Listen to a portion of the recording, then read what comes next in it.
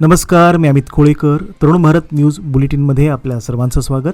आता पाहूयात आजच्या ठळक बातम्या.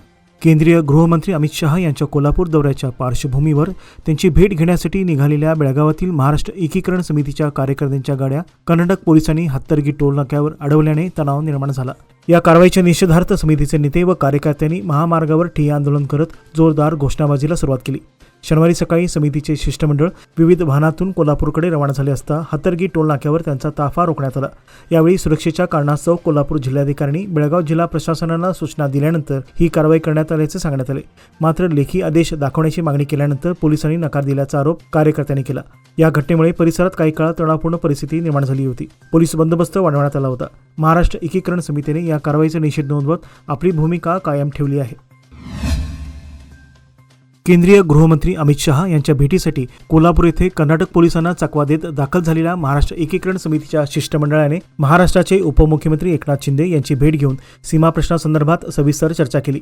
यावेळी समितीच्या नेत्यांनी अमित शहा यांची प्रत्यक्ष भेट घडवून आणण्याची मागणी केली. समितीचे ज्येष्ठ नेते तथा माजी महापौर मालोजी अष्टेकर यांनी कर्नाटक महाराष्ट्र सीमा प्रश्न सर्वोच्च न्यायालयात प्रलंबित असल्याचे निदर्शनास आणून देत या प्रकरणाच्या सुनावणीला गती देण्याची आवश्यकता व्यक्त केली. तसेच सीमा भागातील मराठी भाषिकावर होत असलेल्या अन्यायाकडे लक्ष वेधत केंद्र सरकारने या प्रश्नात सकारात्मक हस्तक्षेप करावा अशी मागणी त्यांनी केली. सीमा भागातील मराठी जनतेच्या विविध समस्या आणि भावना केंद्रीय गृहमंत्री अमित शहा यांच्यापर्यंत पोहोचवण्यासाठी त्यांची भेट होणे अत्यंत आवश्यक असल्याचे समितीच्या शिष्टमंडळाने स्पष्ट केले. यावर उपमुख्यमंत्री एकनाथ शिंदे यांनी सकारात्मक प्रतिसाद देत केंद्रीय गृहमंत्री अमित शहा यांची भेट घडवून आणण्यासाठी आपण प्रयत्न करणार असल्याचे आश्वासन दिल्याची माहिती समितीच्या नेत्यांनी दिली.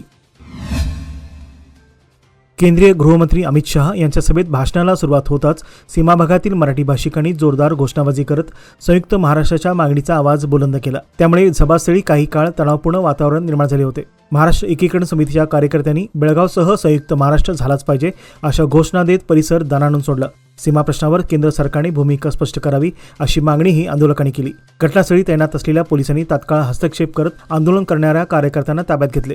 सभास्थळी मोठा पोलीस बंदोबस्त असल्याने परिस्थिती लवकर नियंत्रणात आली. कार्यकर्त्यांना ताब्यात घेतल्यानंतर वातावरण शांत झाले आणि सभा पूर्ववत सुरू झाली. या घटनेमुळे महाराष्ट्र कर्नाटक सीमा प्रश्नाचा मुद्दा पुन्हा एकदा चर्चेच्या केंद्रस्थानी आला आहे.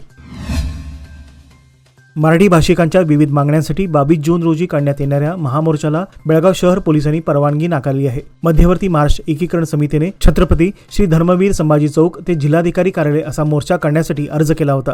मात्र कायदा व सुव्यवस्थेचा प्रश्न निर्माण होण्याची शक्यता लक्षात घेऊन ही परवानगी नाकारण्यात आल्याचे पोलीस आयुक्तांच्या आदेशात नमूद करण्यात आले आहे. विशेष गुप्तचर व स्थानिक पोलिसांच्या अहवालानुसार प्रास्ताविक मोर्चामुळे विविध भाषिक समुदायामध्ये तणाव निर्माण होण्याची तसेच सार्वजनिक शांतता भंग होण्याची शक्यता व्यक्त करण्यात आली आहे. शहरातील वर्दळीच्या व संवेदनशील भागातून मार्ग असल्याने वाहतूक कोंडी व नागरिकांना गैरसोय होऊ शकते असेही स्पष्ट करण्यात आले आहे. आदेशात काही पदाधिकारी व समस्यावर यापूर्वी बेकायदेशीर आंदोलने व सार्वजनिक शांतता भंग केल्याचे गुन्हे दाखल असल्याचा उल्लेख असून सद्यस्थितीत परवानगी देणे उचित नसल्याचे प्रशासनाने म्हटले आहे. दरम्यान जिल्हाधिकारी कार्यालयात जाऊन निवेदन देण्याची परवानगी देण्यात आली असून कोणतीही कायदेशीर परवानगी न घेता मोर्चा काढल्यास कारवाईचा इशारा देण्यात आला आहे.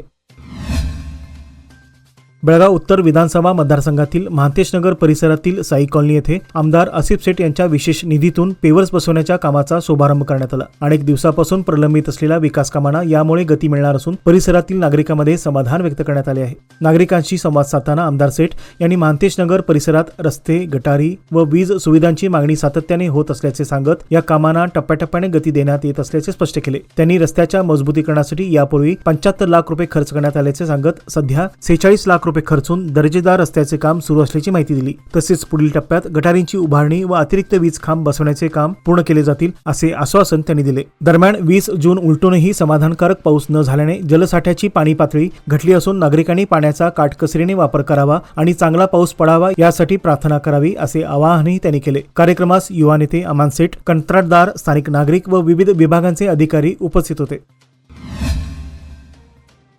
महाराष्ट्र एकीकरण युवा समितीचे सीमा भाग अध्यक्ष शुभम शेळके यांना पोलीस उपायुक्त नारायण बर्मणी यांनी बजावलेल्या कारणे दाखवा नोटीसी विरोधात जिल्हा सत्र न्यायालयात याचिका दाखल करण्यात आली आहे. माळमारुती पोलीस स्थानकाच्या तक्रारीच्या आधारे त्यांनी 5 लाख रुपयांचा बॉन्ड व तितक्याच रकमेचे 2 जामीनदार सादर करण्याचे आदेश देण्यात आले होते. या प्रकरणात ॲडव्होकेट महेश बिर्जे यांनी शेळके यांची बाजू मांडत संबंधित नोटीसला न्यायालयीन आव्हान दिले आहे. यापूर्वीही शेळके यांना तडीपार नोटीस बजावण्यात आली होती, ज्याला न्यायालयात आव्हान देण्यात आले होते. दरम्यान 22 जून रोजीच्या महाराष्ट्र एकीकरण समितीच्या मोर्चाच्या जनजागृतीत सक्रिय सहभागामुळेच ही नोटीस बजावल्याची चर्चा सीमा भागात सुरू आहे.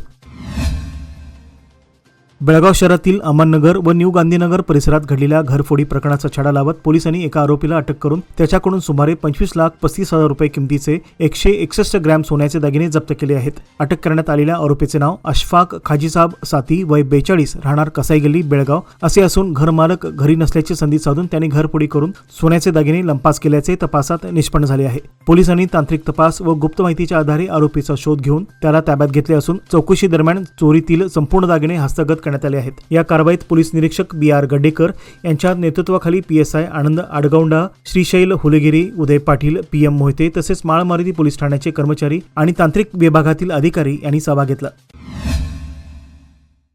बेळगावात अत्याधुनिक वैद्यकीय सेवांसाठी आता विश्वासाचं नाव विजया दक्षता हॉस्पिटल. 24 तास अतिदक्षता विभाग, जनरल मेडिसिन, सर्जरी, डायलिसिस, प्रसूती सेवा, बालरोग, अस्थिरोग, न्यूरोलॉजी, कॅन्सर सर्जरी आणि अनेक सुपर स्पेशालिटी सुविधा सर्व एकाच ठिकाणी.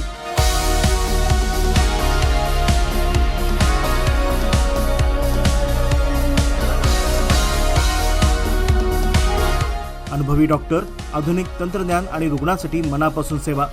सर्व प्रमुख विमा आणि सरकारी योजना स्वीकारल्या जातात.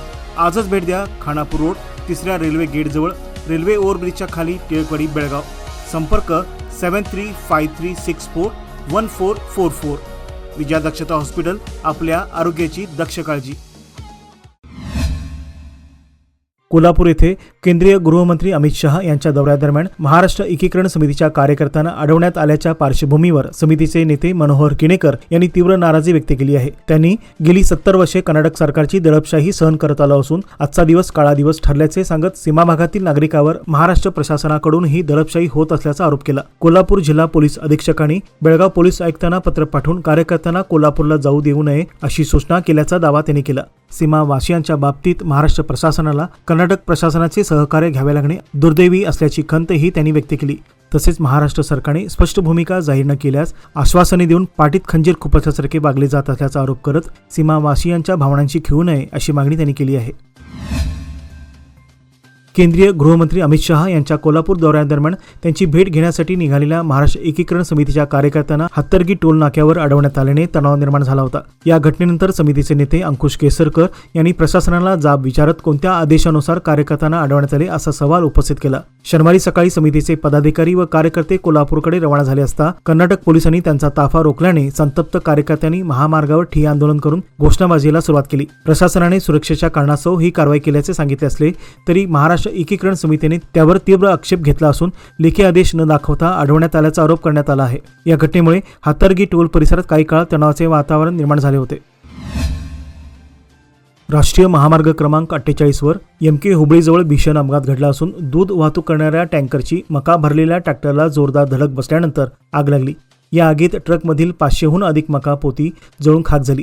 अपघातानंतर घटनास्थळी काही काळ गोंधळ निर्माण झाला होता. मात्र दोन्ही वाहनांचे चालक प्रसंगावधान राखत बाहेर पडल्याने मोठी जीवितहानी टळली. घटनेची माहिती मिळताच अग्निशमन दलाने तातडीने घटनास्थळी दाखल होत अथक प्रयत्नानंतर आगीवर नियंत्रण मिळवले. त्यामुळे मोठी दुर्घटना टळली. या घटनेमुळे महामार्गावरील वाहतूक काही काळ विस्कळीत झाली होती. पोलिसांकडून पुढील तपास सुरू आहे. बेळगाव जिल्ह्यातील गोकाक तालुक्यातील पंचनायकहट्टी गावाजवळ शनिवारी झालेल्या भीषण अपघातात 2 युवकांचा जागीच मृत्यू झाला. ट्रॅक्टरवरील नियंत्रण सुटल्याने वाहन रस्त्याच्या कडेला पलटी होऊन हा दुर्दैवी अपघात घडल्याची प्राथमिक माहिती समोर आली आहे. या दुर्घटनेत पंचनायकहट्टी येथील ईश्वर मल्लाप्पा नंदीगौडर वय 32 आणि मल्लाप्पा महादेव नंदीगौडर वय 27 हे ट्रॅक्टरच्या चाकाखाली अडकून घटनास्थळी मृत्युमुखी पडले. घटनेची माहिती मिळताच गोकाक ग्रामीण पोलीस घटनास्थळी दाखल झाले. पंचनामा करून मृतदेह शवविच्छेदनासाठी रुग्णालयात पाठवून देण्यात आले. या घटनेमुळे पंचनायकहट्टी परिसरात शोककळा पसरली असून गोकाक ग्रामीण पोलीस ठाण्यात अपघाती मृत्यूची नोंद करण्यात आली आहे. अपघाताचे नेमके कारण शोधण्यासाठी पुढील तपास सुरू आहे. बेंगळूर येथील विधानसौध येथील समिती कक्षात शुक्रवारी पंच गॅरंटी योजनांच्या अंमलबजावणीच्या प्रगतीचा आढावा घेण्यासाठी उच्चस्तरीय बैठक आयोजित करण्यात आली होती. मुख्यमंत्री DK शिवकुमार यांच्या अध्यक्षतेखाली झालेल्या या बैठकीत विविध योजनांची प्रभावी अंमलबजावणी आणि लाभार्थ्यापर्यंत त्यांचा अधिक व्यापक लाभ पोहोचवण्याबाबत सविस्तर चर्चा करण्यात आली. यावेळी योजनांच्या सद्यस्थितीचा आढावा घेऊन अंमलबजावणीतील अडचणी, त्यावरील उपाययोजना आणि भविष्यातील कृती आराखड्यावरील विचार विनिमय झाला. बैठकीस मंत्री KH Muniyappa, KK George, Priyank Kharge, guarantee योजना अंमलबजावणी प्राधिकरणाचे अध्यक्ष मुख्य सचिव डॉक्टर शालिनी रजनीश तसेच विविध विभागांचे वरिष्ठ अधिकारी उपस्थित होते. विजापूर शहरातील बंजारा क्रॉस परिसरात अज्ञात हल्लेखोरांनी एका तरुणाची हत्या केल्याची धक्कादायक घटना घडली असून परिसरात भीतीचे वातावरण निर्माण झाले आहे। मृत तरुणाची ओळख ख्वाजा अमीन दर्गा परिसरातील रहिवासी व ऑटोचालक विलास नडविनमणी वय 30 अशी झाली आहे। कुटुंबाचा उदरनिर्वाह करण्यासाठी ऑटो चालवणारा विलास बंजारा क्रॉस परिसरात असताना त्याच्यावर प्राणघातक हल्ला करण्यात आला। मात्र गंभीर जखमी अवस्थेत असल्याने त्याचा घटनास्थळीच मृत्यू झाला। या हत्येचे कारण अद्याप स्पष्ट झाले नसून पोलिसांकडून विविध अंगांनी तपास सुरू असून आरोपींचा शोध सुरू आहे। खानापूर तालुक्यातील डोंगरगाव परिसरात हत्तीच्या कळपाने धुमाकूळ घालत भात, ऊस तसेच विविध बागायती पिकांचे मोठ्या प्रमाणात नुकसान केल्याने शेतकरी चिंतेत सापडले आहेत। या पार्श्वभूमीवर खानापूरचे माजी आमदार अरविंद पाटील यांनी डोंगरगाव परिसराला भेट देऊन नुकसानग्रस्त शेतकऱ्यांची भेट घेत पिकांच्या नुकसानीची पाहणी केली। तसेच वन खात्याने तातडीने उपाययोजना करण्याची मागणी केली। सध्या 2 प्रौढ हत्ती आणि 1 पिल्लू अशा 3 हत्तींच्या कळपाने परिसरात ठाण मांडल्याने शेतकऱ्यांमध्ये भीतीचे वातावरण निर्माण झाले असून रात्रीच्या वेळी हत्ती गावाजवळ येत असल्याने नागरिकांच्या सुरक्षिततेचाही प्रश्न निर्माण झाला आहे। घटनास्थळी भेट दिल्यानंतर पाटील यांनी भीमगड वन्यजीव अभयारण्याचे वनक्षेत्रपाल सय्यद नदाफ तसेच लोंढा परिक्षेत्राचे वनक्षेत्रपाल तेज YP यांना पाचारण करून परिस्थितीचा आढावा घेतला आणि हत्तीच्या कळपाचा तातडीने बंदोबस्त करून त्यांना जंगलाच्या दिशेने हाकलण्यासाठी प्रभावी उपाययोजना राबविण्याच्या सूचना दिल्या। जागतिक स्तरावरील विविध व्यासपीठावर भारताचे प्रतिनिधित्व करून विशेष ओळख निर्माण केलेल्या विजापूरच्या युवा प्रतिनिधी शिफा जमादार यांची रशियातील ओबनिक्स शहरात आयोजित आंतरराष्ट्रीय परिषदेसाठी निवड झाली आहे। आंतरराष्ट्रीय अणुऊर्जा संस्था आणि रशिया सरकार यांच्या संयुक्त विद्यमाने 25 जूनपासून सुरू होणाऱ्या 3 दिवसीय परिषदेत अणुऊर्जेचा शांततापूर्ण वापर आणि भूकमुक्त जगाच्या निर्मितीविषयी चर्चा होणार असून 120 देशातील प्रतिनिधी सहभागी होणार आहेत। शिफा जमादार या भारताचे प्रतिनिधित्व करत आपले विचार सादर करणार असून यापूर्वी त्यांनी नेपाळ, दक्षिण आफ्रिका आणि रशियातील विविध जागतिक युवा परिषदेमध्ये सहभाग घेतला आहे। सामाजिक कार्यात सक्रिय सहभाग असलेल्या शिफा यांनी युवती सक्षमीकरण, शिक्षण आणि स्वच्छता क्षेत्रात उल्लेखनीय काम केले असून विविध उपक्रमातून हजारो विद्यार्थ्यांना शैक्षणिक साहित्याचे वितरण केले आहे। व्यवसाय वाढवायचा असो वा कुटुंबाची गरज भागवायची, सादर आहे लोकमान्य गोल्ड लोन। माफक प्रक्रिया शुल्क आणि कमीत कमी कागदपत्रांसह तात्काळ मंजुरी। लोकमान्य गोल्ड लोन प्रत्येक कुटुंबासाठी, प्रत्येक व्यवसायासाठी। अधिक माहितीसाठी आमच्या नजीकच्या शाखेला भेट द्या किंवा कॉल करा 180021245050। नियम व अटी लागू। राज्यात समग्र शिशु विकास योजना सुरू होऊन 50 वर्ष पूर्ण झाली असली तरी मुलांची काळजी घेणाऱ्या अंगणवाडी कर्मचाऱ्यांना सरकारकडून कोणत्याही सुविधा तसेच कामाच्या ठिकाणी सुरक्षा उपलब्ध करून दिली जात नसल्याची खंत व्यक्त करण्यात आली। गेल्या 50 वर्षापासून अंगणवाडी कर्मचारी अत्यल्प मानधनावर काम करत असून 4 वर्षापूर्वी सरकारने अंगणवाडी केंद्रामध्ये LKG व UKG वर्ग सुरू करताना केंद्रांना बळकटी देण्याची घोषणा केली होती। मात्र त्याची अद्याप अंमलबजावणी झाली नाही। त्यामुळे अंगणवाडी केंद्रामध्ये तातडीने LKG व UKG वर्ग सुरू करण्यात यावेत तसेच खाजगी शाळा, कॉन्व्हेंट शाळांना परवानगी देऊ नये अशा विविध मागण्या राज्य अंगणवाडी कर्मचारी संघाच्या जिल्हा समितीने केल्या आहेत। या मागण्यासंदर्भात संघाच्या पदाधिकारी व सदस्यांनी गुरुवारी महिला व बाल कल्याण विभागाच्या कार्यालयात जाऊन मुख्यमंत्री DK शिवकुमार यांच्या नावे निवेदन सादर केले। पंतप्रधान नरेंद्र मोदी यांच्या विकसित भारत रोजगार योजनेअंतर्गत देशभरातील 15 लाख लाभार्थ्यांना 2400 कोटी रुपयांच्या प्रोत्साहन निधीचे वितरण करण्यात आले। यानिमित्त बेळगाव येथे आयोजित विकसित भारत व्हर्च्युअल कार्यक्रमाचे उद्घाटन खासदार जगदीश शेट्टर यांच्या हस्ते करण्यात आले। यावेळी उपस्थितांनी पंतप्रधान नरेंद्र मोदी यांच्या कार्यक्रमाचे थेट प्रक्षेपण पाहत सहभाग नोंदवला। कार्यक्रमानंतर खासदार जगदीश शेट्टर यांनी केंद्र सरकारच्या विविध कल्याणकारी व रोजगाराभिमुख योजनांचा लाभ अधिकाधिक पात्र नागरिकांपर्यंत पोहोचण्याचे आवाहन केले। या कार्यक्रमास राज्यसभेचे माजी सदस्य डॉक्टर प्रभाकर कोरे, बेळगाव महानगरपालिकेच्या महापौर प्रीती कामकर, भाजप पदाधिकारी, कार्यकर्ते तसेच विकसित भारत रोजगार योजनेचे लाभार्थी मोठ्या संख्येने उपस्थित होते। बेळगाव तालुक्यातील मारियाळ पोलीस ठाण्याच्या हद्दीत राबवण्यात आलेल्या हेल्मेट जनजागृती अभियानांतर्गत वाहन चालकांमध्ये रस्ता सुरक्षा आणि हेल्मेट वापराबाबत व्यापक जनजागृती करण्यात आली। यावेळी पोलिसांनी दुचाकीस्वारांना हेल्मेट परिधान करण्याचे महत्त्व, वाहतूक नियमांचे पालन आणि सुरक्षित वाहन चालना याबाबत मार्गदर्शन केले। अपघाताच्या वेळी हेल्मेट जीव वाचवण्यात महत्त्वाची भूमिका बजावत असल्याने प्रत्येक दुचाकी वाहन चालकांनी दर्जेदार व मान्यताप्राप्त हेल्मेटचा वापर करावा असे आवाहन करण्यात आले। तसेच हेल्मेटचा नियमित वापर करणाऱ्या आणि वाहतूक नियमांचे पालन करणाऱ्या वाहन चालकांचा प्रशस्तीपत्र देऊन गौरव करण्यात आला। या उपक्रमाला नागरिकांकडून सकारात्मक प्रतिसाद मिळाला असून पोलीस विभागाच्या या अभिनव उपक्रमामुळे रस्ता सुरक्षेबाबत जनजागृती वाढण्यास मदत होणार असल्याचे मत उपस्थितांनी व्यक्त केले। बेळगाव उपनगरातील खासबाग भागातील पाटील गल्ली येथील चोरी प्रकरणी शहापूर पोलिसांनी 4 दिवसात छडा लावून 2 तरुणांना अटक केली आहे। त्यांच्या ताब्यातून 2.25 लाख रुपये किमतीचा मुद्देमाल जप्त करण्यात आला. अटक करण्यात आलेल्या आरोपीपैकी एक फळ विक्रेता असून तर दुसरा इलेक्ट्रिशियन असल्याचे स्पष्ट झाले आहे. मलिक खलील हुब्बळी वय 26 राहणार शिवाजीनगर आणि रियाज मैनुद्दीन दफेदार वय 18 राहणार वैभवनगर अशी त्यांची नावे आहेत. ही कारवाई शहापूर पोलीस निरीक्षक SM सिमानी यांच्या मार्गदर्शनाखाली उपनिरीक्षक होनप्पा तलवार व पथकाने केली असून पोलीस आयुक्त भूषण गुलाबराव बोरसे यांनी पत्रकाद्वारे ही माहिती दिली आहे.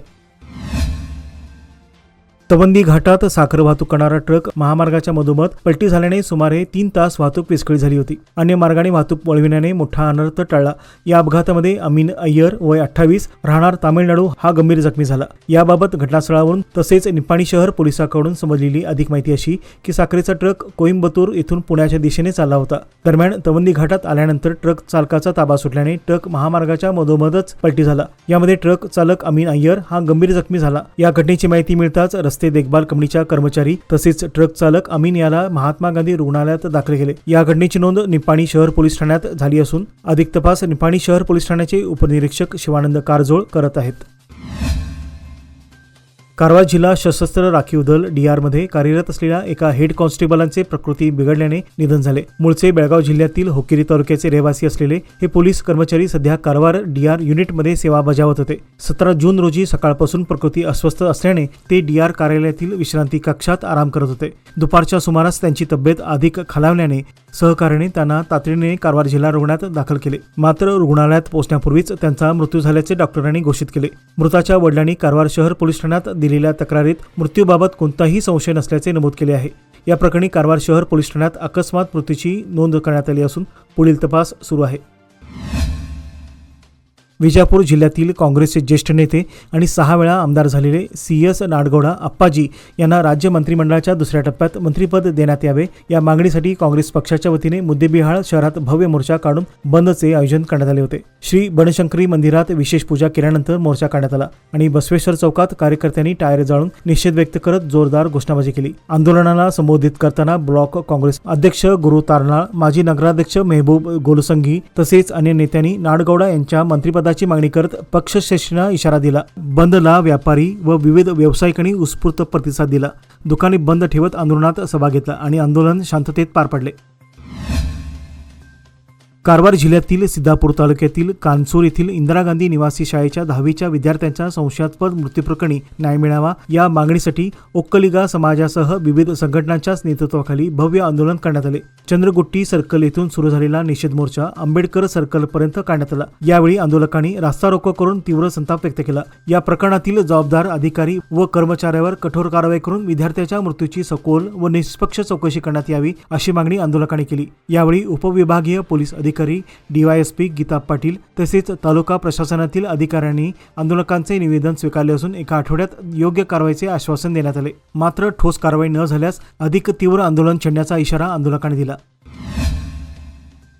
रविवार दिनांक 21 जून रोजी साजऱ्या होणाऱ्या विश्व योग दिनानिमित्त विजापूरमध्ये एका पत्रकाराने आपल्या 2 मुलासह पाण्यात योग करून सर्वांचे लक्ष वेधून घेतले आहे. हा साधासुधा योग नसून अत्यंत कठीण मानला जाणारा जलयोग असून पाण्यावर तरंगत डोळे मिटून ध्यानमग्न अवस्थेत विविध आसने सादर करण्यात आली. विजयपूरचे पत्रकार सुनील गोडेनवर आणि त्यांची मुले सात्विक व ऋत्विक यांनी विश्व योग दिनानिमित्त जलयोगाचे प्रात्यक्षिक सादर करून उपस्थितांचे लक्ष वेधले. सामान्यतः जमिनीवर केला जाणारा योग पाण्यात संतुलन राखत पद्मासन, उत्कटासन व शवासन यासारखी आसने आणि प्राणायामाचा सराव करणे अत्यंत कठीण असल्याचे त्यांनी दाखवून दिले.